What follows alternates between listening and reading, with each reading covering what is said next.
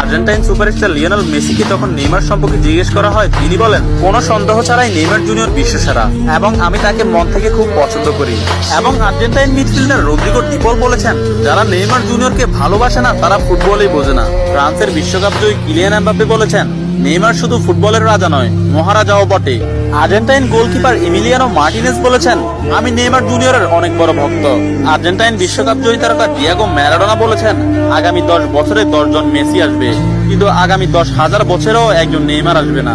Poland ও Barcelona striker Robert Lewandowski বলেছেন, নেইমারের মতো ফুটবলার জন্ম নিতে হলে আপনাকে 100 বছর অপেক্ষা করতে হবে। তাছাড়া ইংল্যান্ডের প্রিন্স ডেভিড বেকহাম বলেছেন, আজ পর্যন্ত এমন কোন ফুটবলার আমি দেখিনি যার ভেতর নেইমারের মতো ফুটবল আইকিউ আছে, এবং ফুটবলের ক্ষেত্রে কেউই নেইমারের লেভেলের নয়, সে দুর্দান্ত। এবং আর্জেন্টাইন বিশ্বকাপ জয়ী তারকা অ্যানহেল ডি মারিয়া বলেছেন, নেইমারের সাথে যে কোনো প্লেয়ারের তুলনা করা অপরাধ।